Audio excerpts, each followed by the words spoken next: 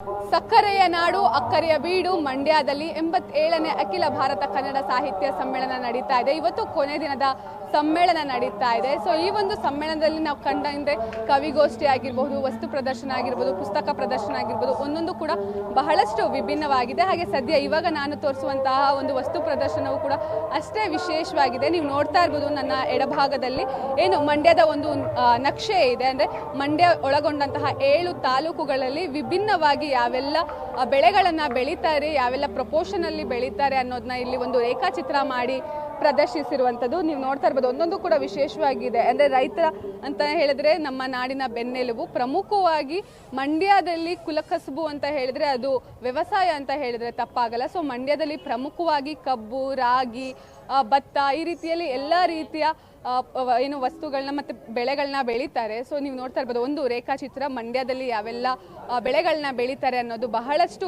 ವಿಶೇಷವಾಗಿದೆ. ಹಾಗೆ ನನ್ನ ಬಲಭಾಗದಲ್ಲಿ ನೀವು ಗಮನಿಸಿದಂಗೆ 2 ಎತ್ತುಗಳು ಅಂತ ಹೇಳಿದ್ರೇನೆ ರೈತನ ಒಂದು ಸ್ನೇಹಿ ಅಂತಾನೆ ಹೇಳ್ಬೋದು. ಎತ್ತುಗಳಿಲ್ಲ ಅಂತ ಹೇಳಿದ್ರೆ ಯಾವುದೇ ರೀತಿಯಲ್ಲೂ ಕೂಡ ನಾವು ವ್ಯವಸಾಯ ಮಾಡಲಿಕ್ಕೆ ಬಹಳಷ್ಟು ಕಷ್ಟ ಆಗುತ್ತೆ. ಸೊ ಆ ಒಂದು ಎತ್ತುಗಳನ್ನು ಕೂಡ ಇಲ್ಲಿ ಪ್ರದರ್ಶಿಸ್ತಿರುವಂಥದ್ದು. ಅಂದ್ರೆ ಮಂಡ್ಯದಲ್ಲಿ ಯಾವೆಲ್ಲ ರೀತಿಯಲ್ಲಿ ವ್ಯವಸಾಯಗಳನ್ನ ಮಾಡ್ತಾರೆ, ಯಾವೆಲ್ಲ ರೀತಿಯಲ್ಲಿ ರೈತರು ಹಾಗೆ ವಿಭಿನ್ನ ಬೆಳೆಗಳನ್ನ ಬೆಳೀತಾರೆ ಅನ್ನೋದನ್ನ ಇಲ್ಲಿ ತೋರಿಸುವಂತಹ ವಿಶೇಷ ಪ್ರಯತ್ನ. ಅದ್ರ ಜೊತೆಗೆ ನೀವು ನೋಡ್ತಾ ಇರ್ಬೋದು ಇಲ್ಲಿ ಏನು ಒಂದು ಸಿರಿಧಾನ್ಯಗಳಾಗಿರ್ಬಹುದು, ಏನು ಸಿರಿಧಾನ್ಯಗಳಂತ ನಾವು ಕರಿತೀವಿ, ಆ ಒಂದು ಸಿರಿಧಾನ್ಯದ ಪ್ರತೀಕವನ್ನ ಇಲ್ಲಿ ತೋರಿಸಿರುವಂತಹದ್ದು, ಸಮೃದ್ಧಿಯ ಪ್ರತೀಕವನ್ನ ಇಲ್ಲಿ ತೋರಿಸಿರುವಂತಹದ್ದು. ಭತ್ತ, ರಾಗಿ, ಏನು ಹೆಸರು ಕಾಳಾಗಿರ್ಬಹುದು, ಬೇಳೆ ಆಗಿರಬಹುದು, ಜೋಳ ಎಲ್ಲವೂ ಕೂಡ ಇಲ್ಲಿರುವಂಥದ್ದು. ಒಂದೊಂದು ಕೂಡ ಬಹಳಷ್ಟು ವಿಶೇಷವಾಗಿದೆ. ನಿಜಕ್ಕೂ ಕೂಡ ನೀವು ನೋಡ್ಬೋದು ಕಲಾವಿದರು ಯಾವ ರೀತಿಯಲ್ಲಿ ಈ ಒಂದು ಚಿತ್ರಣವನ್ನ ಬಿಂಬಿಸಿದ್ದಾರೆ ಅನ್ನೋದು ಬಹಳಷ್ಟು ವಿಶೇಷವಾಗಿದೆ. ಬರುವಂತಹ ಜನರೆಲ್ಲರೂ ಕೂಡ ಅಂದ್ರೆ ಪ್ರಮುಖವಾಗಿ ನಮ್ಮ ರಾಜ್ಯದಲ್ಲಿ ಎಲ್ಲಾ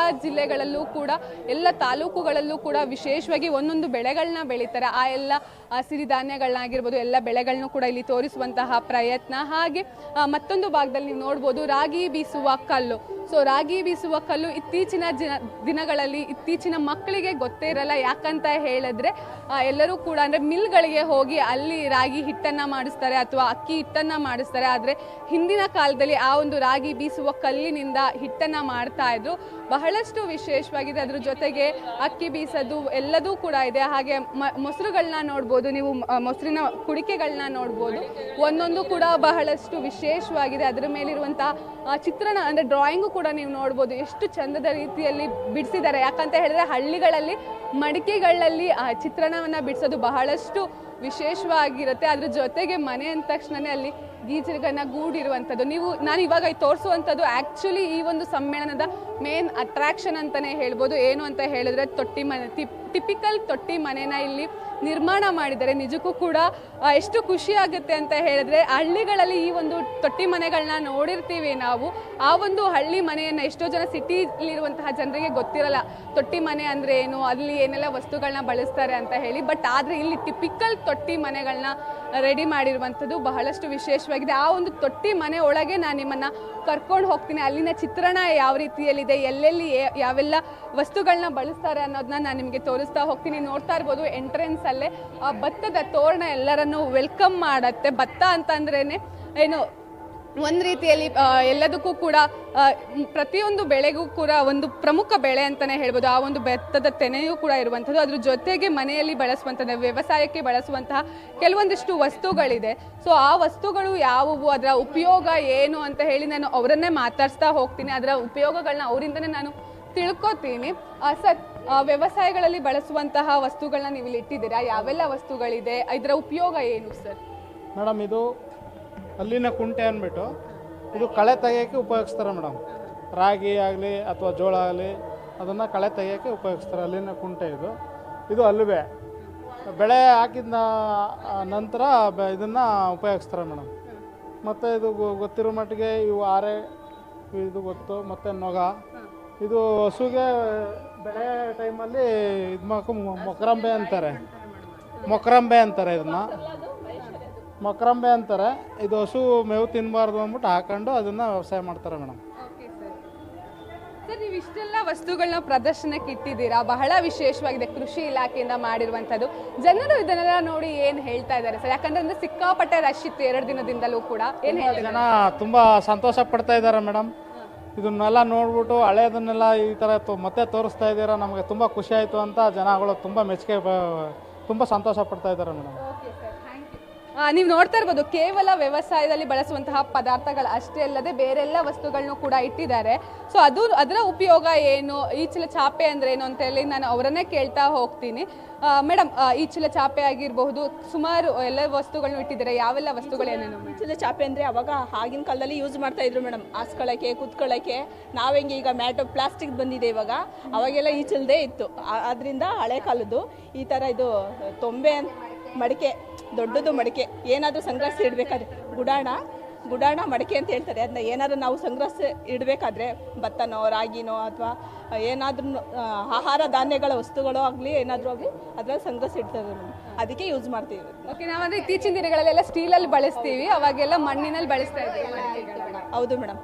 ಓಕೆ, ಸೊ ಒಂದೊಂದು ವಸ್ತುಗಳನ್ನು ಕೂಡ ನೀವು ನೋಡ್ಬೋದು. ಅಂದರೆ ಅದಾದಮೇಲೆ ಇಲ್ಲೆಲ್ಲ ಯಾವೆಲ್ಲ ವಸ್ತುಗಳಿದೆ ಅಂತ ಮಾಮೂಲಿ ಆಗಿನ ಕಾಲದಲ್ಲಿ ಯೂಸ್ ಮಾಡ್ತಿದ್ರಲ್ಲ, ಈಗಲೂ ಇದೆ ಇದು.